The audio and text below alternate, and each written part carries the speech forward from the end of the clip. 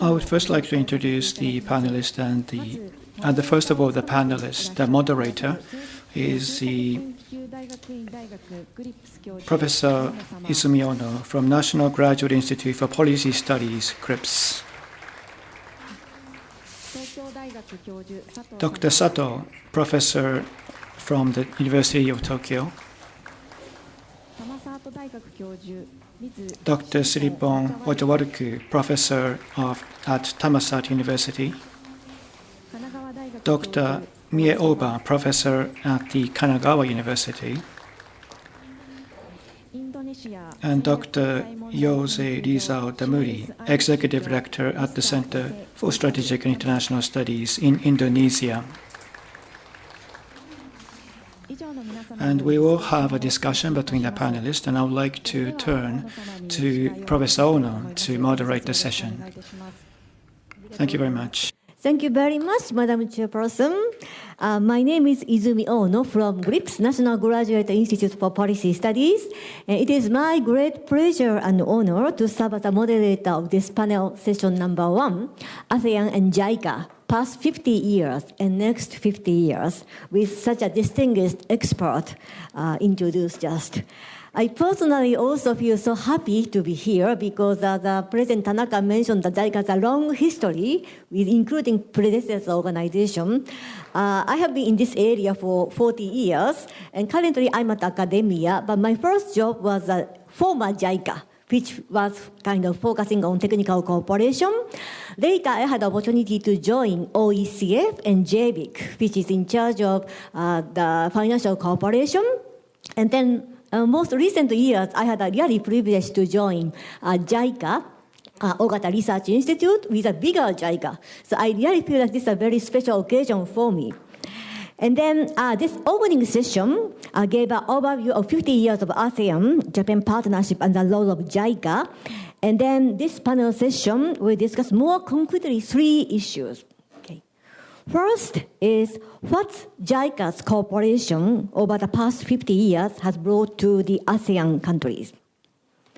Second question is how it should be transformed for the future relations of Japan and the region. And then third question is what Japan should learn from Southeast Asia countries, suggestion for the future partnership. So this is the 80-minute session, and so we will use the first 50 minutes for the discussion with 4 distinguished experts from South Asia and Japan. And then we will have later we have a comment from Mr. Araki Mitsuya-san, who is executive director, editor of IDG, International Development Journal. Okay, so I think learning from the past for the future is a very famous ancient proverb, but I hope this session will provide a solid basis to think together for the next 50 years ASEAN-Japan partnership, particularly in the area of development cooperation. So let me begin with this session. Okay, so the first question, what is JICA's cooperation over the past 50 years? It has brought to the Southeast Asian countries. So let me begin with Sato Sensei, because you have been really doing extensive research on the history of Japanese development cooperation, as well as a lot of emerging donors, and also he has been engaged in Thailand very deeply. So could you share your views in a few minutes? Okay, thank you very much, Professor Ono, for your kind introduction. It's really difficult to talk about 50 years in 3 minutes. So I'm going to highlight just 2 points. The first is how to form a project. I think that was one major lesson that has been transferred from Japan to developing countries. We tend to focus on infrastructure, but the main point is how to form an infrastructure project. So how to plan and implement development projects while also promoting the interest of the private and domestic interest. If you don't consider the domestic interest of the providing countries, then the project will not be sustainable. So this was, I think, the very important lesson that has been transferred. to developing countries, and especially through, I think, JICA's residential approach. JICA has offices, not just offices in host countries, but they have experts inside the ministry of the host countries, which I think was very critical in facilitating this kind of a learning process. I just want to give one example, which I'm showing with the slide. Now, Thailand is now a donor. It's not a recipient. But when Thailand was a recipient, and this was one of the projects that has been heavily criticized by the Thai public.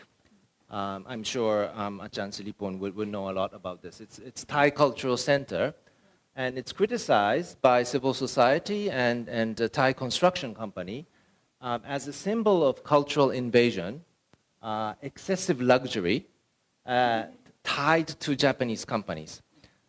And I visited this place 3 or 4 years ago. It was fully in use, and the people there highly appreciate it, right? And interestingly, today, when Thailand provides aid, it's mostly tied, okay? So in the NEDA website, it says the subcontractors and consulting firms must be Thai nationals, right? So this is what Thai aid is now, right? And I'm not criticizing Thailand. I'm just saying that the institutions learn. And acknowledging this learning process is, I think, the key to evaluating what has occurred in the past 50 years. So this is the first point I wanted to make. And my second point is about the network of people. So again, I visited between 2016 and 2017. I visited 16 controversial projects. Controversial meaning all the projects that Japan funded, but heavily criticized by NGOs. I tried to visit one by one, like the Kota Panjang Dam and in Indonesia, the Bohora irrigation project in the Philippines, those places. I was very scared of visiting there. Maybe I thought, oh, they will punch me and kick me out of the country or something like that, because I was reading so much negative information about the project. But in fact, I was welcomed by most of my, to my surprise, by most of the people who came. And then I was really touched by how people talk about the project that Japan did long time ago, like more than 20 years ago. Now, of course, people who really hated Japan, maybe they won't show up, right? But the fact that people can, still talk about the old projects that Japan did, I think it tells us something. I think it's these people are a byproduct of Japan's cooperation. I don't want to paint a rosy picture, and I have to finish my statement with a not so happy story that I experienced recently in Bangkok. I was in a conference on Mekong River 2 months ago, and there were about 200 people gathering to discuss about Mekong. And a lot of people from Cambodia and Laos, they came to me and, I studied in Utsunomiya University, I studied in Nagoya University, and they came to me. Sadly, I was the only Japanese participant in the conference. And so we can no longer depend on our past legacy.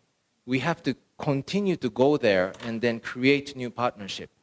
We cannot just hang on to our legacy. So this is the message that we have legacy, but we have to look to the future and to renew our commitment to the region. So this is my response to the first question. Thank you very much. Thank you, Sato Sensei. You have really nice to talk about also that leading to the future. Yeah, what we have to do. So, Silipon Sensei, you have very deep knowledge of Japanese and Thai cooperation. So maybe you can share your perspective. Yeah. Thank you. Thank you for the invitation, and also thank you for opportunities to join this conference. To respond to Ono Sensei question, Actually, I have 2 points. If we ask how Japanese development cooperation contribute to ASEAN during the past 50 years, I think apart from economic development, which all of us witnessed that, I think first point is Japanese development cooperation brought peaceful and resilient society to Southeast Asia. When I talk about peaceful, I mean the project that support peace building. President Tanaka already mentioned the case in Mindanao in the Philippines. But I think Japan has done more than that. For example, in the case of Indonesia, in the case of Timor-Leste, I think the support for nation building in ASEAN country leads to the strong nation. And then when the nation becomes strong, I think that's also contribute to the cooperation of ASEAN. So I think this is one important point. Second point is resilient society. I think we realize the importance of friends when we face difficulties. And I think ASEAN faced several difficulties. For example, in 1997, several natural disasters that happened. For example, in Thailand in 2011. And during that time, I think Japan has provided support, not just only in terms of money, but I think in terms of institutions, which will be long-term. For example, APTERR, ASEAN Plus 3 Emergency Rice Reserve. This is the system that Japan provides knowledge and also institutions for ASEAN. AHA Center in Indonesia, I think that is also the very good example that Japan provide the support, and we learn how to manage the situation. I think the point is that it's not just only one-time occasion, but it must be somehow a long-term learning that we get from Japan. So I think this is the first point, peaceful and resilient society that we learn from Japan. The second point, actually Sato Sensei already mentioned, it's a bit, that is the situation in several ASEAN countries. We become providers. We prefer to use this term, particularly in the global South. Southern providers, particularly Southeast Asian countries, we try to develop our system mechanism.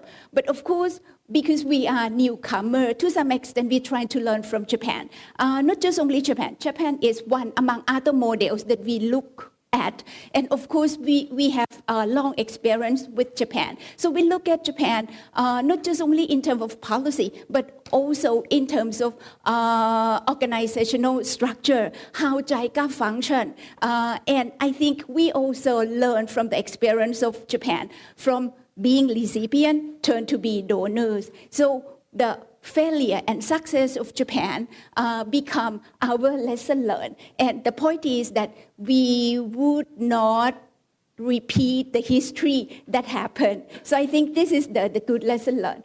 Thank you. And also, do you also agree that Sato Sensei's observation of the Thai Cultural Center? Yeah. Yeah, actually, this is the big issue. I will talk about this a bit when we talk about the third question. Okay, yeah. Listen for the future. Okay, that is great. Yeah. Thank you. Thank you. So, Oba Sensei, so thank you. So it is your turn. So you specialize in international kind of economic relation, the ASEAN-Japan partnership, and also you serve the chairperson of Japan-ASEAN, the expert panel for this 50 years ASEAN-Japan friendship. So, could you also share your perspective from maybe macro perspective? Yeah, thank you. So I'm not expert about Japan's ODA towards Southeast Asia, but I have some observations about JICA's contribution to the Southeast Asia. At first, the JICA tried to transform the economic cooperation into the international cooperation, so especially since the end of the 1970s. So I mean that the starting point of the economic cooperation towards Southeast Asia by Japan was reparation. But and in reality, so many Japanese stakeholders thought about trade promotion. So to revitalize Japanese economy in the post-war era. So it was for the Japanese self-interest. So many people said that. So this is economic cooperation towards Southeast Asia or the reparation towards Southeast Asia. At the end of the 1960s, so Japan became one of the developed country.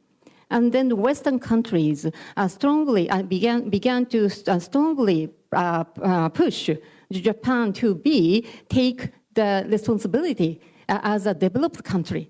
And then, so Japan tried to enhance the amount of the ODA towards not only Southeast Asia, but other Asia and Africa and the other regions. But the portion of the Asia was so huge. So in the total ODA by Japanese government, Japan.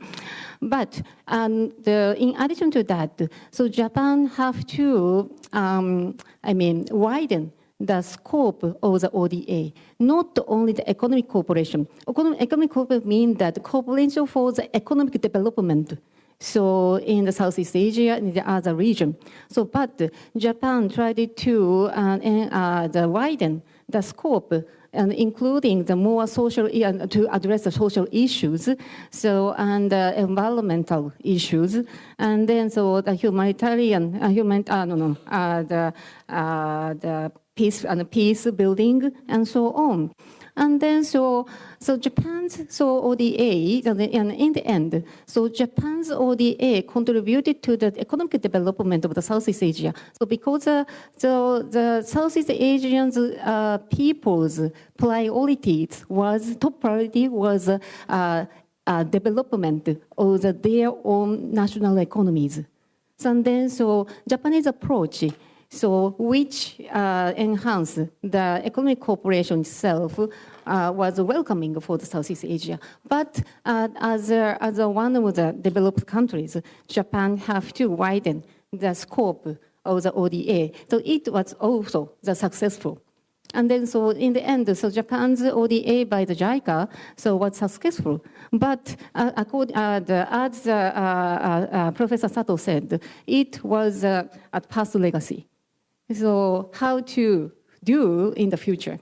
I mean that so now the many Southeast Asian countries are developing, and the power balance between the Japan and the ASEAN countries are changing. So in a sense, narrowing the gap. So between the ASEAN and Japan, and some countries like Singapore and Brunei graduated from the ODA recipient country. And so Thailand and Indonesia and Malaysia are developing, and then so they can do it by themselves. Of course, still these countries accepted the ODA and EM loans, especially in Indonesia. So their own development, so and is leading them to be not only the recipient, but also the owners. So an honor of their own assistance to the neighbor countries. So in this situation, so what should Japan to do is a very new challenges. Thank you very much. So. Thank you very much for sharing your really broader perspective for the historical, at the same time, a changing relationship between ASEAN and Japan. So let's welcome Dr. Damuri, because you have a really great knowledge of international trade and regional integration. I guess that you can also feel like that the broadening the scope of Japanese cooperation, but maybe, you can share your perspective.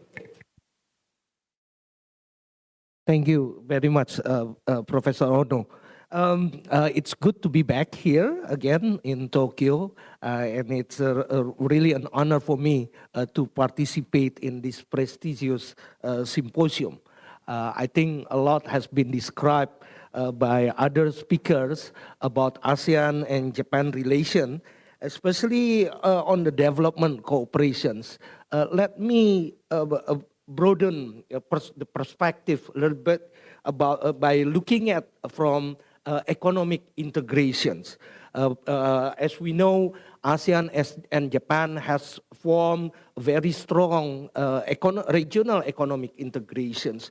For example, we have seen how the regional supply chains has been formed in the last 40, 50 years between Japan and all Southeast Asian countries. And it has contributed a lot, actually, to the development of ASEAN economy and to make the people more prosperous. It also create industrial developments in the regions and provide better and quality jobs. Mostly, that economic integration is market-driven, business-to-business relationship. But I think behind that, the development cooperations, including the one initiated by JICA, contribute to that kind of economic integrations. Because there are many factors behind this flourishing economic integration, but two factors stand out, in my opinions. First, economic capacity and structure to carry out modern productions. Without this kind of capacity, the gap is too wide, and there is no tangible benefits to have economic integrations.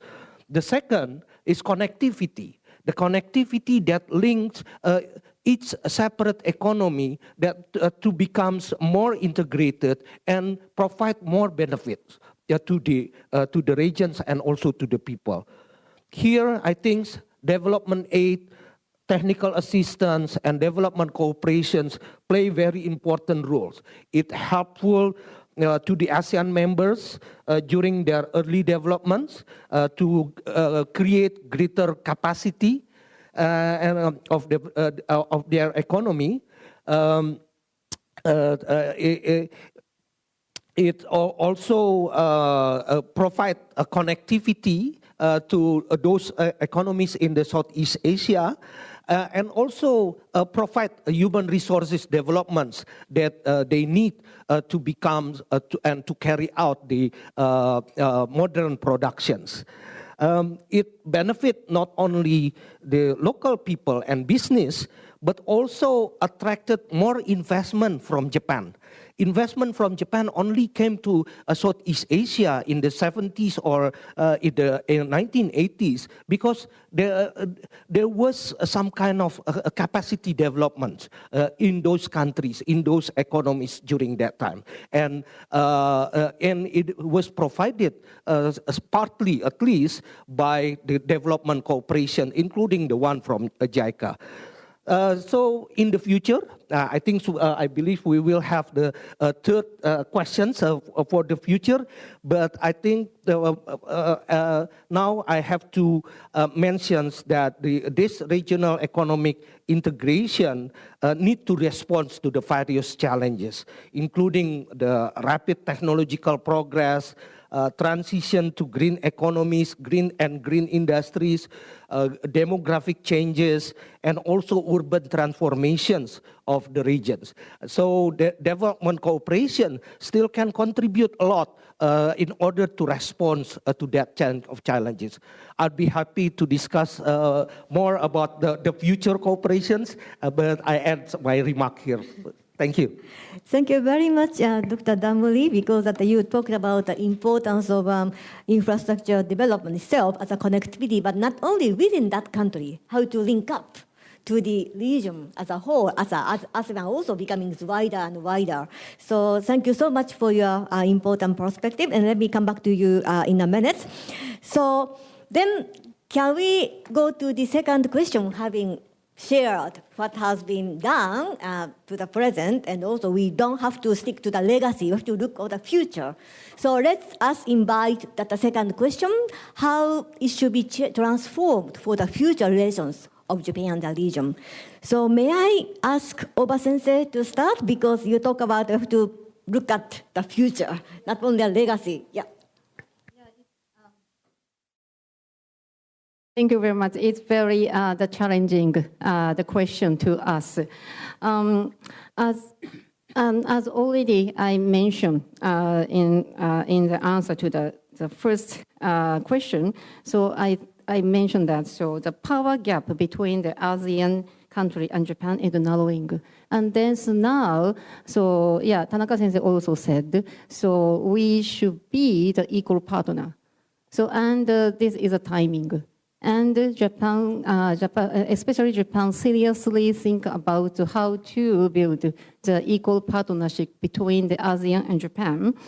And the second one is now the four ASEAN countries, there are many other partners, not only Japan, but also China and Australia, New Zealand, and India, and GCC countries now. So last month, so the ASEAN and the GCC held a summit and adopted many documents, so including the cooperation schemes, so from the 2046 and to 2024 and 2028. And then I mean that what is Japan's Japan style, the ODA or the cooperation, so with Southeast Asia, is a very big challenge for us. We think about the gap among the ASEAN countries. So I think ASEAN can be categorized into two groups. The first group is advanced countries and Vietnam. So their countries now are developing and in the web of the globalization. So they can join the web of the supply chain, and then so they succeeded in the rising their the national economic development. But on the other hand, so we cannot forget, we should not forget the second group. So this is the less developed countries like Cambodia and Laos and unfortunately Myanmar. So that country, of course, they tried to be joining the global supply chain. But on the other hand, and on the market basis, so a few companies, a few economic entities, so do not invest a huge amount of the money into these countries, and then and in the end, they have to depend on the China money. As for the last, the second group, the Japan's traditional ODA's approach is still appropriate. So Japan have to invest or cooperate with the infrastructure development. So in Cambodia and Laos and Myanmar is now not good timing. But anyways, for the Cambodia and Laos, the ODA by the Japan is very important. So these countries try to balance the China money. And then Japan's ODA is very important for them. But on the other hand, how to approach the first group, so develop the advanced ASEAN countries. So as the result said, as Jose Rizal said, that they actually want private-driven economic development now, not economic assistance or not economic cooperation. So they want to private-driven financing.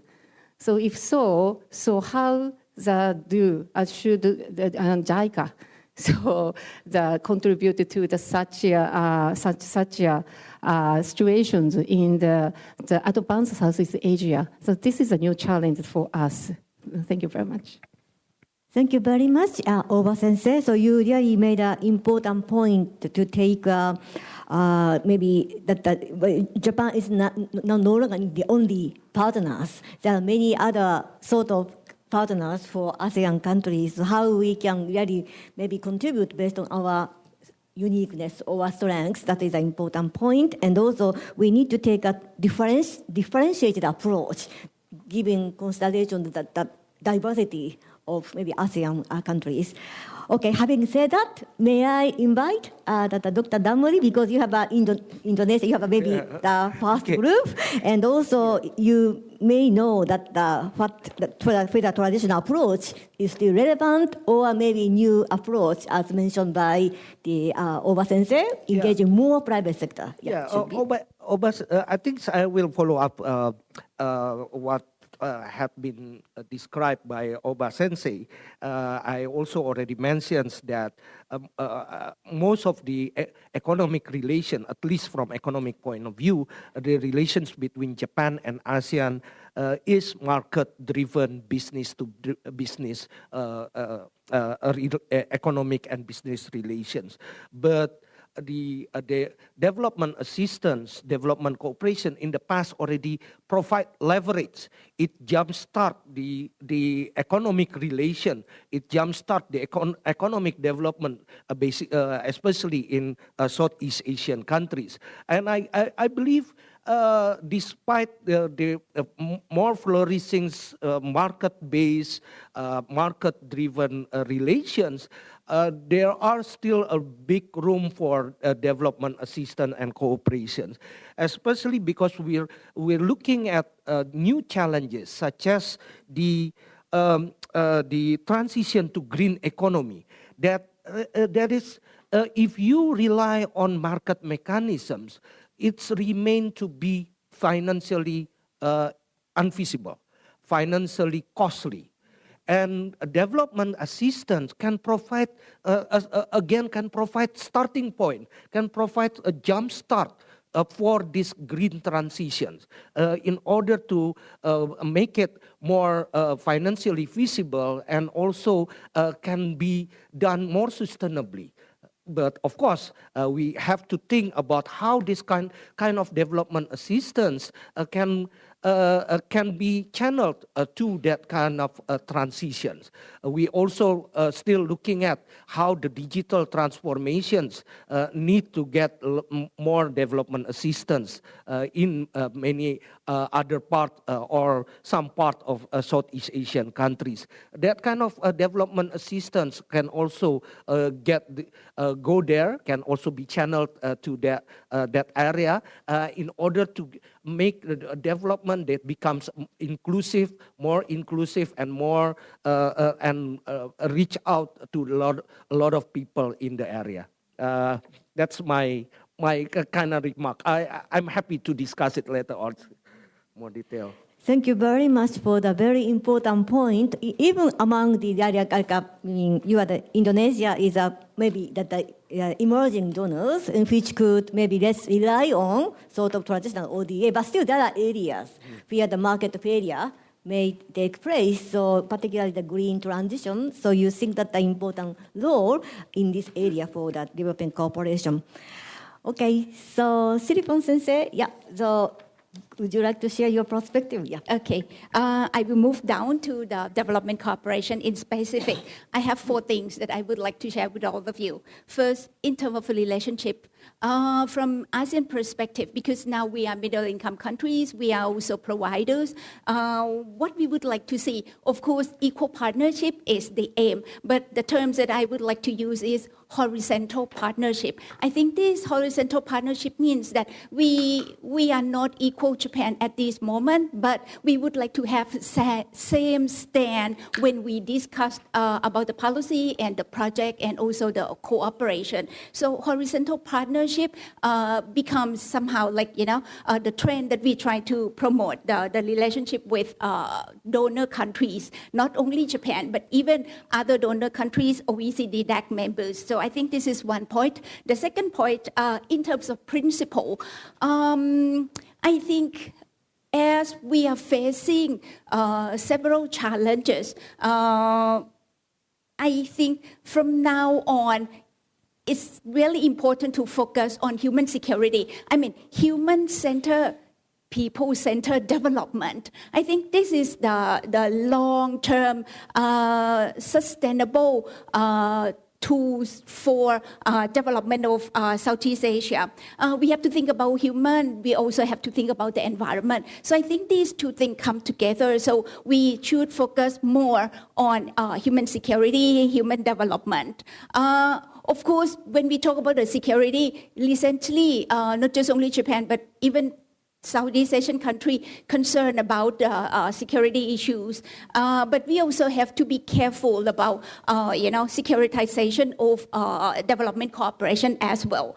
The third point that I would like to discuss regarding the sector and issues, because we look from the regional perspective. So as country in Southeast Asia already developed to some extent, then for some problems, we may be able to manage by ourselves, but the regional problems or the regional commons, regional problems is the problems, but regional resources as a common, this kind of thing need a regional perspective, regional approach to tackle it. And I think this can be the cooperation between Japan and Southeast Asian countries, because it's the commons for all of us. So in terms of sectors issues, I think we should expand it to cover the regional issues, for example, like climate, disaster, food. Yeah, so I think this is another point. And these leads to the last point, that is mechanism and tool. As I said, we need regional approach, we need regional tools to tackle the regional commons and regional problems. Then I'm looking at South-South cooperation. ASEAN as a South-South cooperation. So in this sense, it means that Japan support ASEAN, then ASEAN can support each other. So this may be a new type of cooperation. Actually, JICA already had done this, project, but I think the scale is not big enough. It would be better if we scaling up it, to cover more issues and also more. New mechanism. I think this is something that I would like to share. One point that also I would like to agree with Professor Oba and also Professor Daburi. Yeah, Daburi is public-private partnership. I think it's hard to accumulate budget from national budget or government budget alone. So when we talk about regional problems and regional commons, it involves private sector. The point is how to involve public sector. So public-private partnership that JICA had done so far, and some government in Southeast Asia also already had done. This will be maybe good solution. Thank you.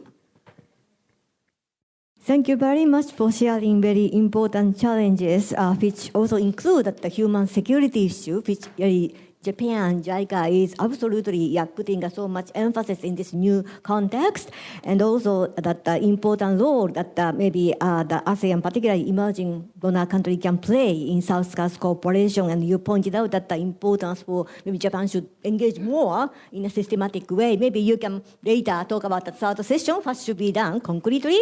And so, okay, having said that, let us invite Sato Sensei, because you also mentioned the important points of emerging donors and have to go beyond the legacy and then create new partnership.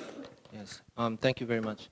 The question given to us was how it should be transformed for the future relations of Japan and the region. In order to discuss what needs to be transformed, we need to understand where we stand today and how we came to this state. Without the sound historical understanding of the relationship between Japan and Southeast Asia, or without sound assessment of where we stand today, I don't think we can talk about transformation. And my question is our foundation to talk about transformation firm and strong enough? Unfortunately, I think it's very weak. And I'm going to introduce one survey result that my colleague did at the University of Tokyo. It's a very simple question. The instructor asked to the students, where is Thailand? And out of 35 students, only 20 could identify where Thailand is. And this is international students, but they are University of Tokyo students, and they are here, they are in that class to learn about Southeast Asia, which means that they're interested in Southeast Asia, right? So we're not asking people on the street, right? And even worse I'm not going to show, but for the Philippines, out of 35, only 13 students could identify where Philippines is. I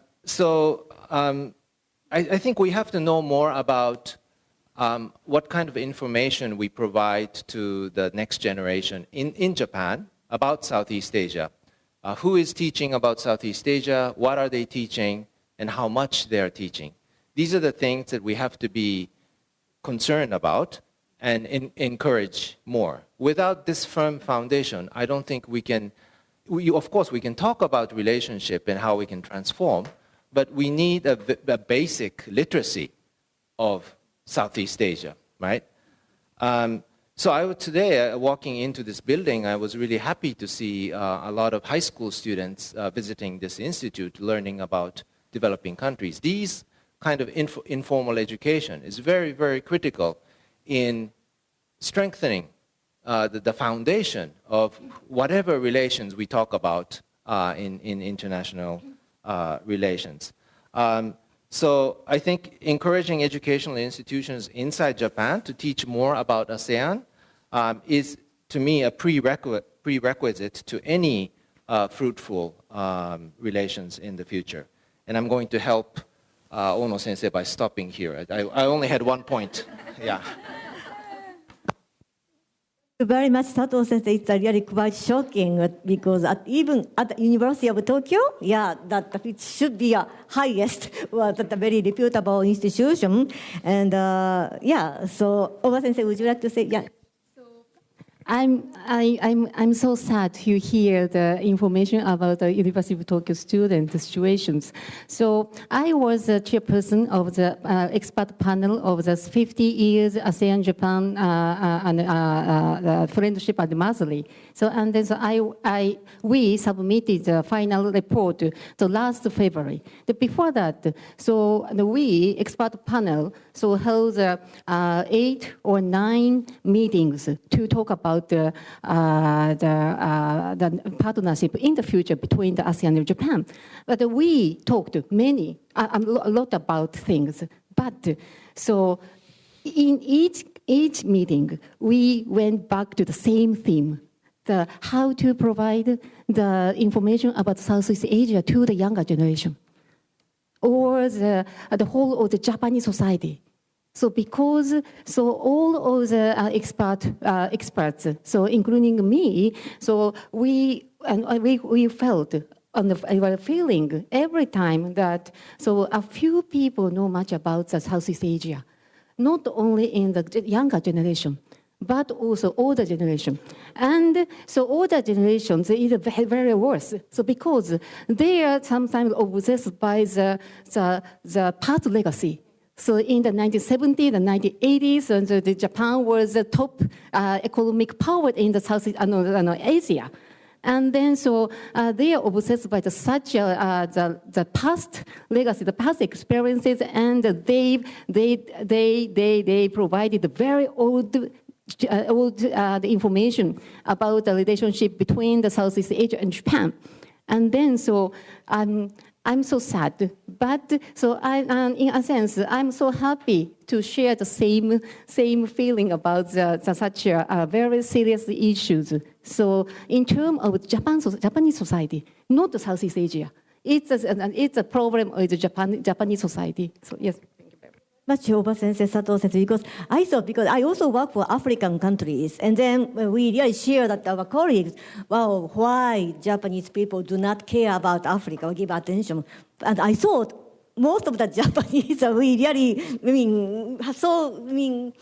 frequently go there, and including young people or older generation to Southeast Asia. But it was really shocking for me from that, listening to those experts. Maybe this is something to do with the Japanese, not only that Southeast Asia, but also maybe how we can communicate global issues and also that various development issues within Japan. Yeah. May I add more information about that? Just looking at it from ASEAN perspective or from Southeast Asian perspective. In 2017, my institute conducted a survey on international affairs, and then one of the questions was, what is the most favorable country in the respondents' opinion? And this is a survey, a national survey, using statistical method, random samplings, so it can represent quite well Indonesian perceptions. And then the answer for the question is Japan. So while perhaps the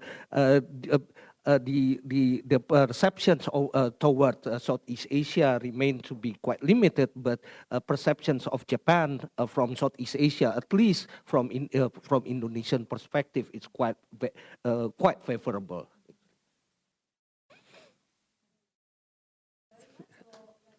That the ASEAN perspective. So maybe having a sort of provocative discussion, let's go to the maybe final round of the issues. So based on that recognition, that the reality we have, what maybe Japan should learn, what Japan should change from the Southeast Asian countries, and any suggestion for future partnership, if you can be a very concrete maybe suggestions, that would be very much appreciated. So let me start from speaker from ASEAN countries. So can I ask Damori-san, to start? Just to follow up what you said. Okay. The question is what Japan should learn from the Southeast Asian countries. I'm not going to answer exactly on that, but perhaps Japan, in that respect, can also look at ASEAN more from a regional perspective. Like, for example, development cooperations in JICA, under JICA, it is still conducted in the bilateral framework mostly. And then while ASEAN becomes more and more integrated, become more and more as a single entity. ASEAN member also has some ambitions to increase the integrations. So there's kind of like regional connectivity, cross-border connectivity becomes more important in ASEAN. So perhaps Japan can also take a similar perspective. Of course, this require also some kind of adjustment from the ASEAN part, but those two perspectives, looking at from more regional perspective and regional framework, can also become more beneficial for those two economies in the future. Very much. So that means that maybe we have to think about maybe institutional arrangement, how those regional kind of cooperation approach between ASEAN and also Japan, including JICA, can be further enhanced. Yeah. Okay. So maybe Siripon Sensei. Yeah. Yes. I have only two words that I think Japan and Southeast Asia can learn from each other, ASEAN, from. But you can be very much the critical and honest because you know Japan a lot. Yeah. First word is diversity. Many people said diversity is the weakness of ASEAN, but I think diversity is also the strength of ASEAN.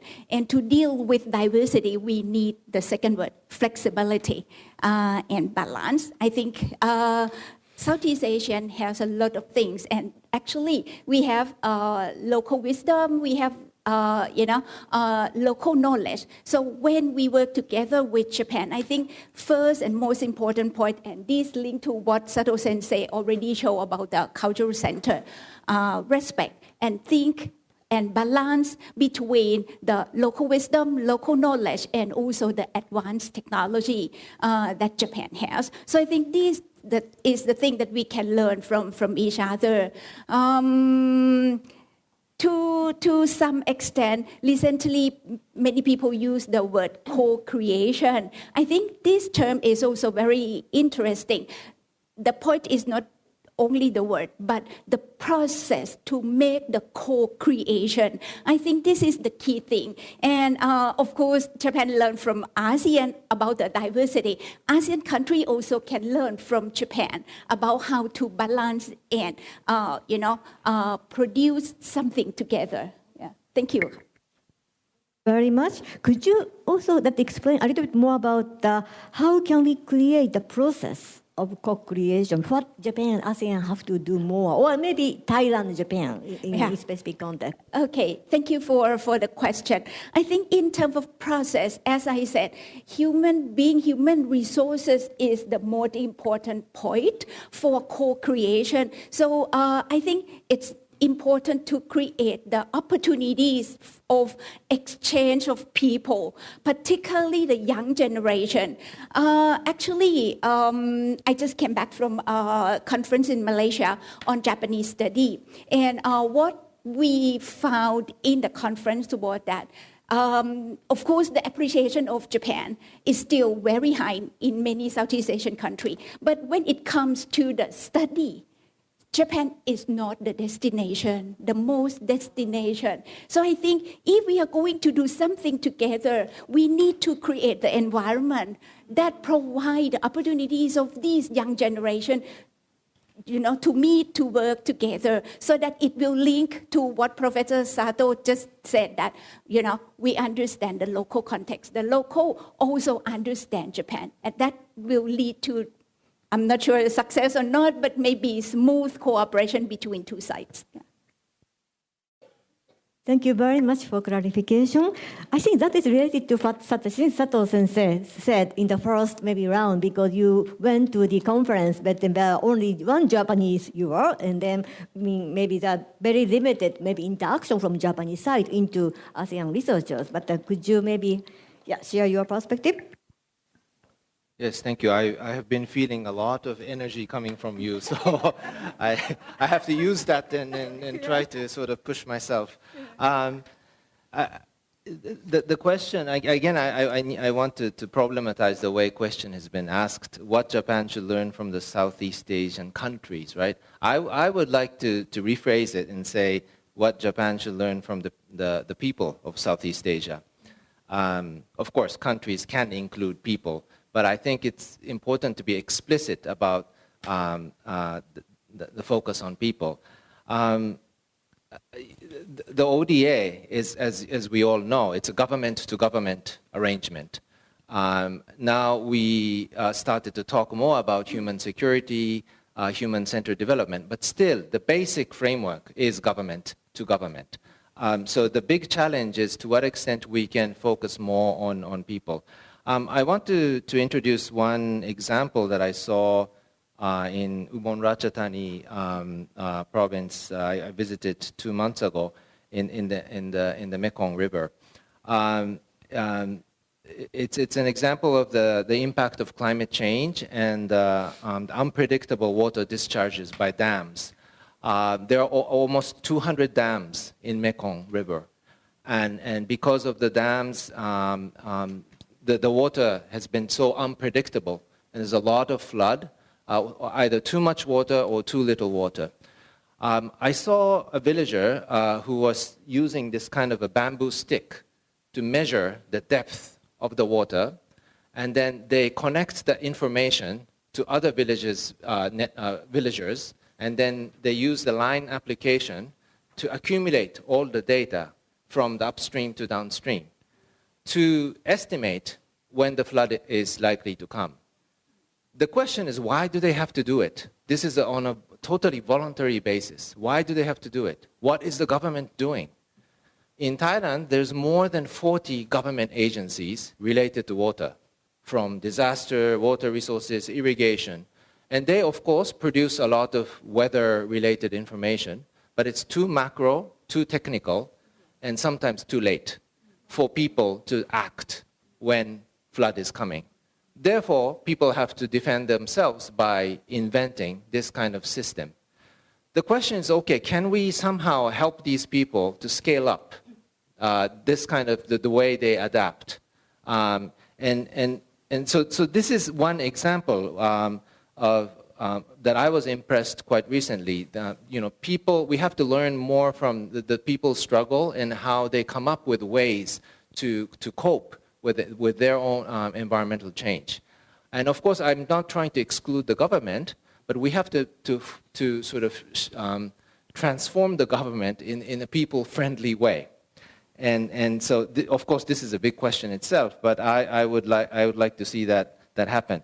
And another point I wanted to say about people is that we have to learn and we have to understand more about Southeast Asian people living in Japan. There is about 1 million people in Japan from Southeast Asia.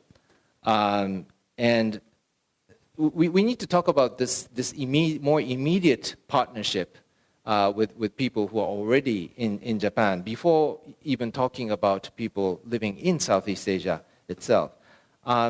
So this is another reason why I think the shift toward people to people or municipality to municipality, more focus on intermediary organization that stands in between the individual and the government is necessary. Of course, how to do it is a difficult job, and we have been discussing a long time about this, but I think to have an explicit policy of people orientation, I think it will help, and I hope to see that more. Thank you.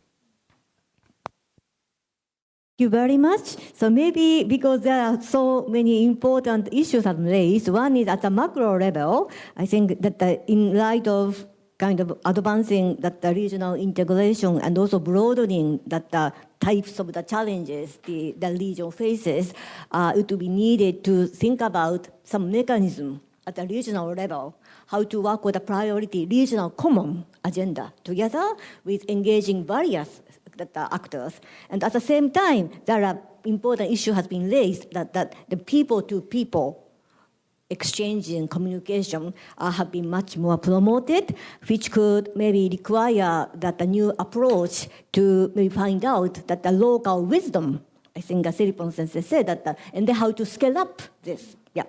And also people-to-people's exchange require not only maybe of course, knowing that what's happening outside, but also we can learn from the people around. Yeah, if you have some maybe concrete maybe suggestion with this kind of maybe regional mechanism or people-to-people centered maybe cooperation, if you have some further concrete suggestion how to promote, that would be appreciated.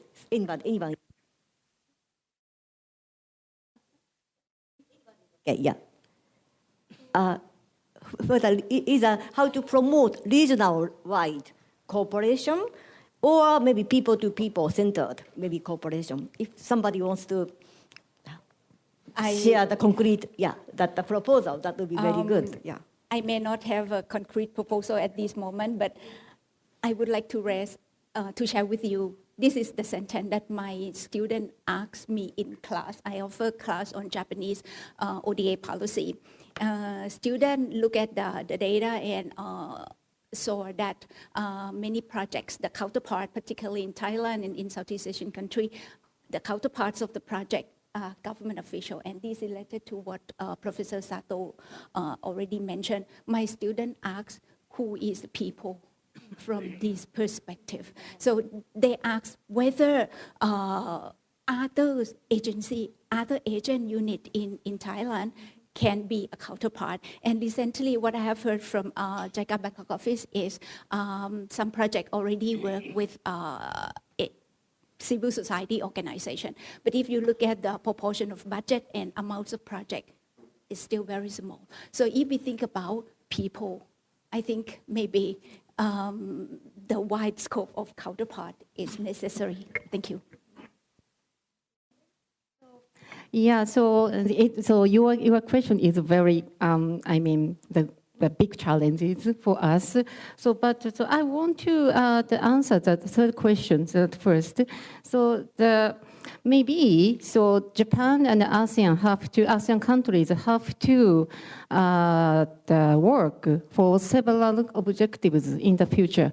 The first one is how to sustain the foster rule-based order. So we are now, they have to be the regional promoter, not the regional order taker, I mean. So how to collaborate with each other to foster the rule-based order, and so we have to work together to accomplish the sustainable and equitable societies. So not only in Southeast Asia, but in Japan. So we share the same the issues like environment, of course green and the X and the food security and energy security and many the agenda are there, and then so we have to address all of them. So we have to, and how do we have to work together to address these serious challenges? So is very important. And the third one is Japan have to learn the ASEAN countries, matureness. So it means that ASEAN countries has the various diversities and divided opinion on the specific issues.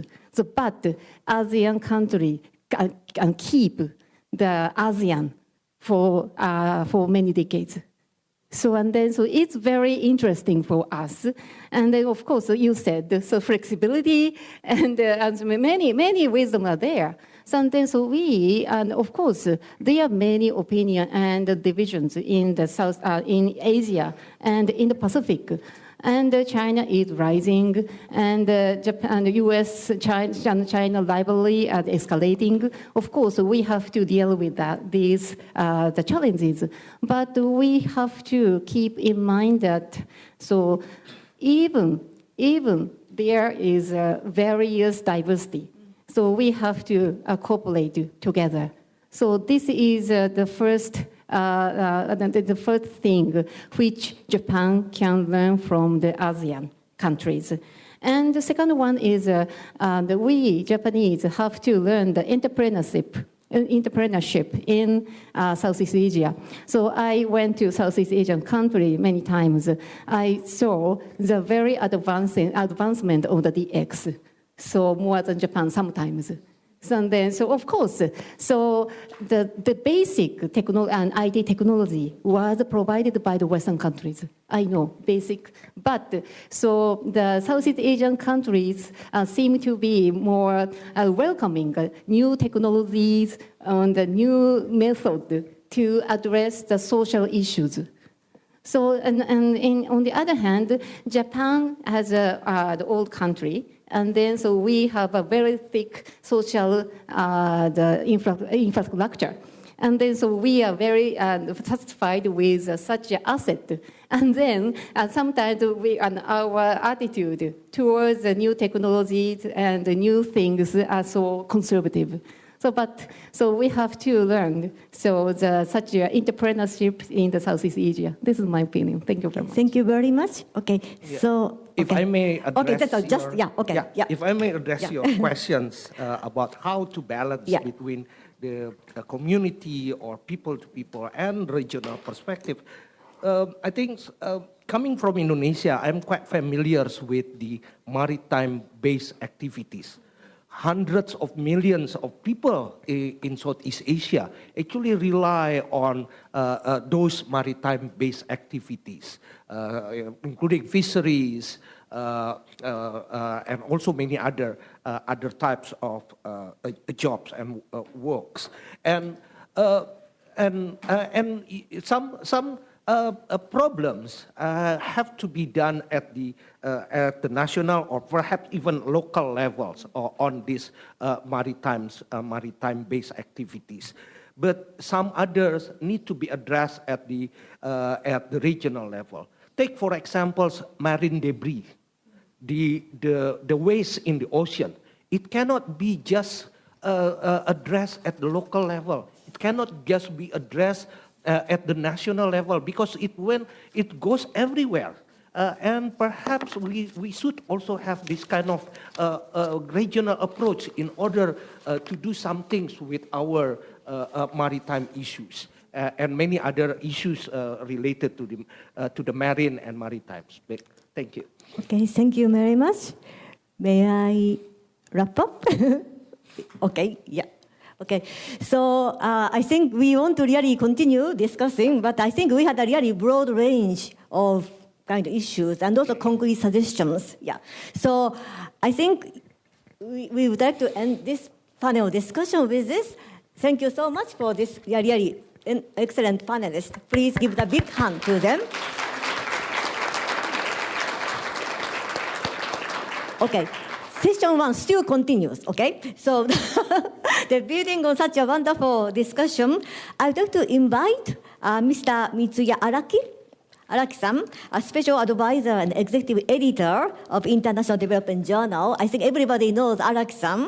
I think he specialized in international development for many years. He has a lot of constructive, comments and also proposal of Japanese development cooperation, and he has been engaged for ASEAN-Japan development cooperation for many decades. So I'd like to have him to comment on what he felt and also what he would like to think about in the future.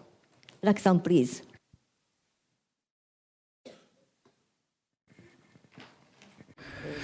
Hello, everyone. My name is Araki. So it was my first experience with Southeast Asia was in 1960, and I was in Bangkok around the 1970s, and maybe I spent half a month in Bangkok, and as mentioned by Mr. Damuri and Siripon, Professor Wacharuk, I had a discussion, extensive discussion with students, Thai students. And in Bangkok, students' movement was very active, and they were trying to overthrow the authoritarian government. And I was with them trying to topple this authoritarian government, and I worked as an activist together with those students. And so I do have a lot of memories in Southeast Asia, but I would like to point out three things. The first point is about Japan's cooperation. So in our relationship with ASEAN, the foundation was built by Prime Minister Fukuda. His vision of ASEAN cooperation to promote industrialization in ASEAN countries. And we teamed up with OECD and to provide funding for ASEAN countries. So his vision of industrialization of ASEAN countries came from this politician, Prime Minister Fukuda. And second point I would like to mention is about Prime Minister Ohira and his successor, Prime Minister Suzuki, who succeeded him after his death. And he mentioned about human development.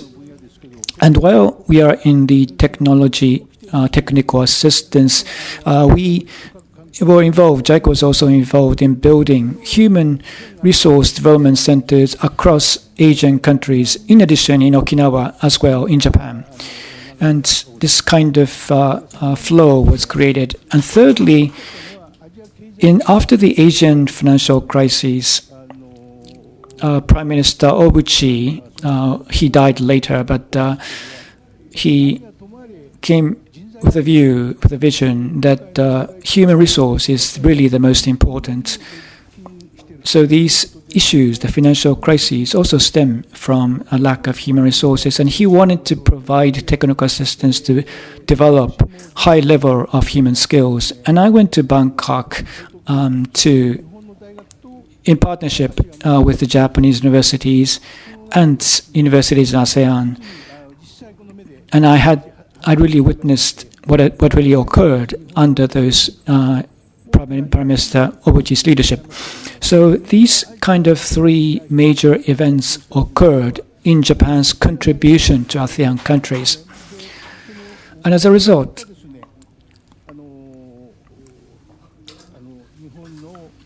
Japanese private companies, and at that time in Bangkok, there were many Japanese companies operating in Bangkok, and Japanese companies as well as the Keidanren, the business lobby, they lacked basic awareness why we are providing assistance for economic development in ASEAN. And I was asked this question, and it really astounded me. And I needed to teach the students why we engage in economic assistance to ASEAN countries. And so we really needed to re-examine the way the Japanese economy was structured and how the Japanese businesses were operating in Bangkok. So I think these three events, the three events under the leadership of Japanese Prime Minister it was at the foundation of Japan-ASEAN cooperation. So that is my first comment. Maybe, thank you. About future, what should we strengthen going forward? Can you share your thoughts? Yes. So Japan has made lots of cooperation with ASEAN for more than 50 years. And the assets we have accumulated is, I think we can see that in many places in ASEAN in the form of talents or human resources. And I've been saying that, so people in Japan and people in ASEAN together, I think, need to work together to work on the assistance for African countries. So Japan and ASEAN join forces to help another region, maybe. This is something we could do. Because the assistance is based on the concept of a bilateral assistance. So the multilateral assistance, that point has not been well understood by governments. So JICA should play a central role in assisting African countries. So JICA and ASEAN can work together to assist African countries, maybe. That is something we could do. And so Asian people have succeeded with the assistance from Japan, and then now maybe it's a good direction that the ASEAN and Japan join hands to assist another region, in this case African countries. And I would like to appeal this point to Japanese government as well, and Japanese government and the partner country government, we both think that the assistance should be bilateral. Yes, it is definitely, yes, but the subject is the people in the country. So together with people in Thailand, together with people in Indonesia, maybe I think we are need to take another step working with those people. And I think that is a new trend for JICA. So when JICA cooperates, so JICA can serve as a kind of a contact point. So Japan and Southeast Asian country can work together to offer assistance to another region. So maybe we could think something like that. So maybe the Ministry of Foreign Affairs will be mad. So it must be bilateral, but I don't think it's necessary because they do things, the government carry out things using the people's tax money. So I think JICA should take a lead in, advocating that kind of idea going forward. Okay. So now, in our discussion, so ASEAN-wide regional perspective, maybe it's nice to have a mechanism for Japan to ASEAN work together. So it's not bilateral, not only bilateral, but it should be many. Yeah, we have people's network and so on as ASEAN, and then you mentioned Africa. So what kind of mechanism should we have? Maybe it's easier to say, but what kind of specific mechanism do you think we could develop? So if I told the government this, then maybe, because their stance is basically bilateral, so maybe Japan and Thailand can work together to assist some region, but Japan and ASEAN, it's not really bilateral. So Japanese government does not have really the concept of a multilateral thing. So people at JICA who are working in the front line, they should raise awareness of that kind of necessity widely in public. And then people like me outside JICA can support that idea. And maybe we can talk to policymakers or so.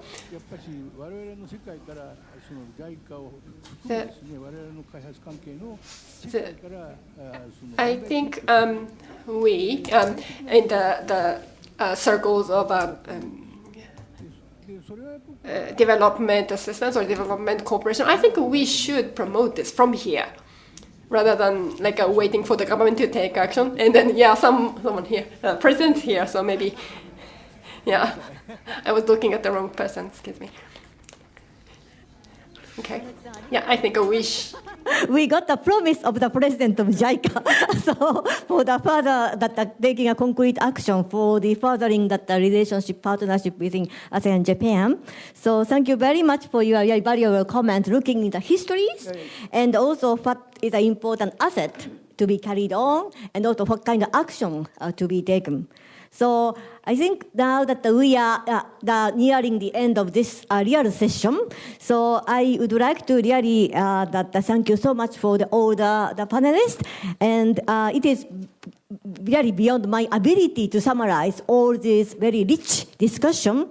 But let me just highlight maybe 4 or 5 issues which I thought very important.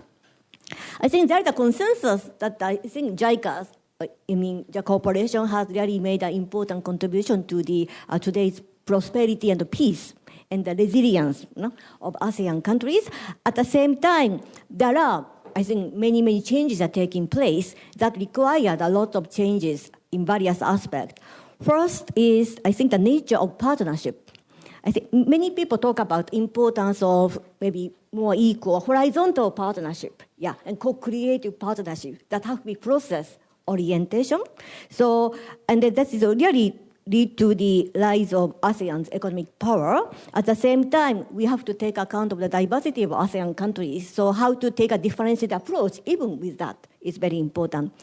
Second is the scope of partnership is maybe broadening, because there are more diverse and also complex maybe issues like technological advances, regional integration, particularly I think green, that GX is a very much important area.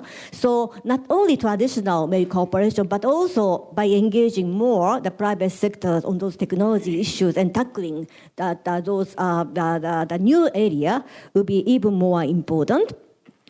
And then third is maybe that would also important role of ASEAN countries as emerging donors, and how can we create or facilitate that those South-South cooperation with also Japan acting as a facilitator, there should be a more systematic maybe effort, the scaling up maybe effort is needed.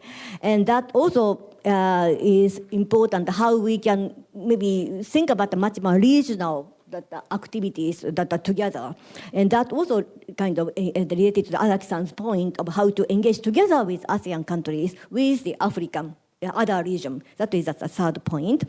And then I think fourth point is that I think we have to really pay attention to the human network, people-to-people exchange even more, including young people who will really shape the new generation of the ASEAN-Japan relationship. And then educational system in Japan is really a problem. We are really shocked today. How we can do at the universities, at the researchers, at also the practitioners, and also maybe through development education, and also learning from the people who are working in Japan from ASEAN countries, because at the next session we will welcome Mr. Lelonson from SHI. He has been really engaged in the Ginoji Shusei and also supporting the Vietnamese people to really work in Japan and also try to come back to contribute to the Vietnamese development. We have to really listen to those kind of opportunities too. And then we talk about the importance of how to engage the people who used to work together in the past, so how we can make much of those the accumulated human network. That is very, very important. So looking back in the future, the past, and also the working for the future, I think those things are very important things. And I think I hope maybe JICA can create the new project for Japan-ASEAN co-creative project, taking account of all those elements. I think engaging emerging partners, the young people, and also with those people who used to work with us, and then tackling that maybe regional commons of the region, and also working together for maybe other region, so we can think about some priority project agenda working together, and then engage in those diversified maybe people, and then try to make much of, I think, people-to-people's communication. So this is what I thought would be very important for the future, and I hope maybe that JICA will play